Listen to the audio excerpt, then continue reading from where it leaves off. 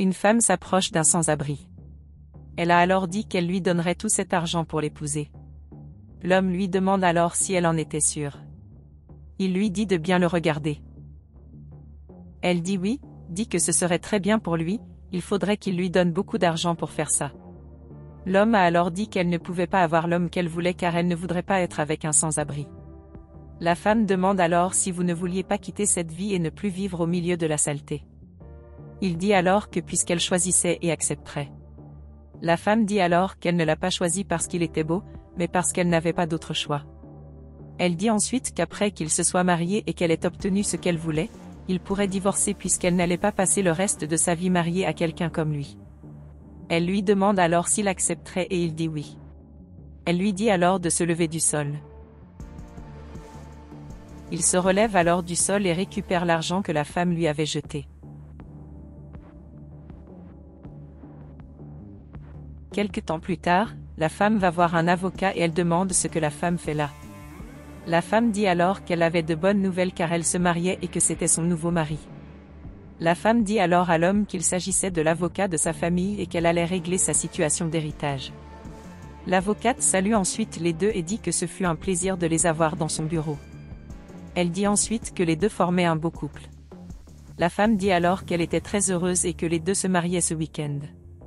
Elle a ensuite dit qu'elle était très heureuse et qu'elle avait hâte de recevoir tout son argent. L'avocat dit alors qu'il y avait quelque chose dont la femme ne tenait pas compte. Elle dit ensuite que pour que la femme puisse recevoir tout son argent, elle devrait être mariée depuis plus de 6 mois. La femme dit alors qu'elle ne pouvait pas attendre aussi longtemps et demande s'il n'y avait pas quelque chose qui n'allait pas avec les documents. L'homme essaie alors de se lever, mais la femme lui dit de s'asseoir. L'avocat dit alors qu'elle faisait juste ce que la mère de la femme voulait. Elle dit que sa mère ne voulait qu'elle ait accès à l'argent que lorsqu'elle a démontré qu'elle avait trouvé quelqu'un qu'elle aimait vraiment et que quelqu'un a montré qu'il tenait à elle.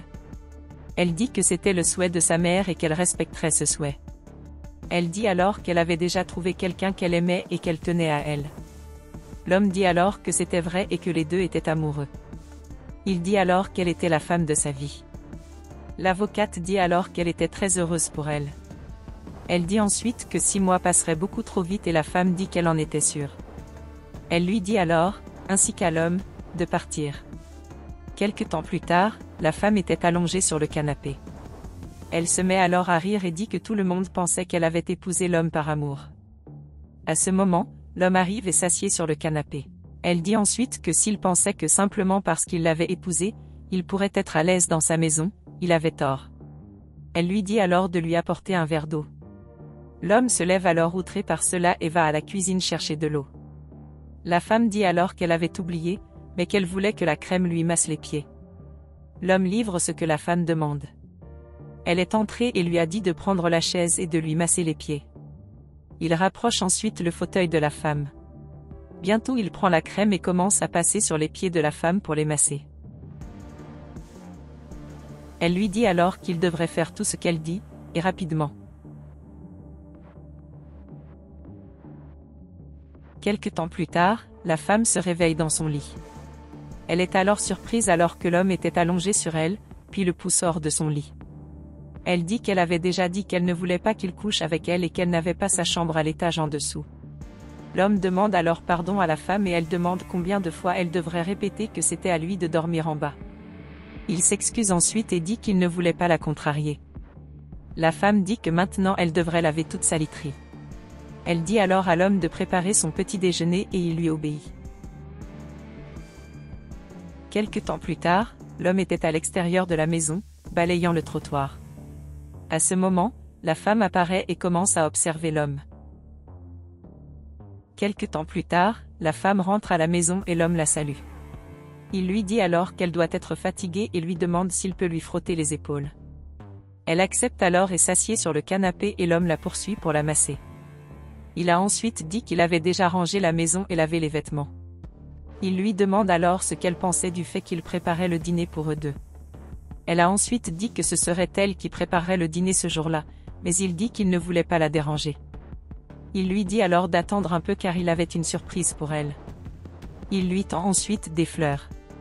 La femme dit alors que ces fleurs étaient belles et que maintenant elle leur préparerait le dîner. L'homme soupire alors de joie. Quelque temps plus tard, l'homme rentre chez lui et dit qu'il a acheté un bonbon pour égayer la journée de la femme. Elle le remercie alors et l'embrasse. Quelque temps plus tard, ils sont allés chez l'avocat et elle a dit qu'elle était heureuse de les voir. Elle dit alors que le moment était venu que tout le monde attendait, le moment où elle ouvrirait le testament pour pouvoir transmettre tout l'argent à la femme. L'homme a alors dit qu'il avait quelque chose à dire.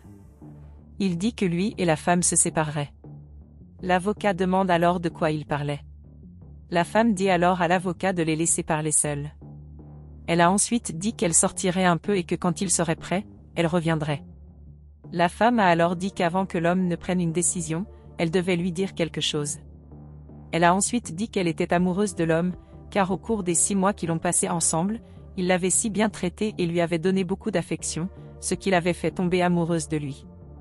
L'homme lui dit alors d'arrêter avec ses blagues, mais la femme a dit que c'était la vérité. Elle dit que pendant tout ce temps, elle a finalement appris à l'aimer pour qui il était. Il a ensuite dit qu'il n'avait rien à lui offrir, mais elle a dit que cela n'avait pas d'importance car il pouvait très bien vivre avec l'argent qu'elle avait et qu'elle voulait juste rester à ses côtés. L'homme lui demande alors si elle en était sûre et elle dit qu'elle n'a jamais été aussi sûre de sa vie. Il a ensuite dit qu'il ne pouvait pas nier qu'il ressentait cela aussi pour elle. Elle demande alors s'il ne divorcerait plus et il dit non. La femme dit alors à l'avocat que les deux avaient mieux parlé et qu'il avait décidé qu'ils ne divorceraient plus. Elle dit alors que concernant l'héritage, elle n'en voulait que la moitié. L'homme demande alors de quoi elle parlait et elle dit qu'elle avait un plan. L'avocat lui demande alors si elle était sûre de ce qu'elle allait faire de l'autre moitié. Elle dit ensuite que l'autre moitié qu'elle voulait donner à une maison de charité. L'homme dit alors que l'attitude était très belle. Elle a dit qu'elle était sûre qu'il en avait plus besoin qu'elle. L'avocat dit alors que puisque c'était le testament de la femme, tout allait bien. Elle dit ensuite à la femme où elle doit signer et la femme signe un document. L'homme félicite alors la femme pour sa belle attitude. L'avocat dit alors que le lendemain, l'argent serait déjà sur son compte et l'autre moitié serait déjà envoyée à Charity. Elle souhaite ensuite bonne chance au couple. La femme le remercie et dit que l'homme était l'amour de sa vie. Il dit alors qu'il l'aimait et les deux commencent à s'embrasser.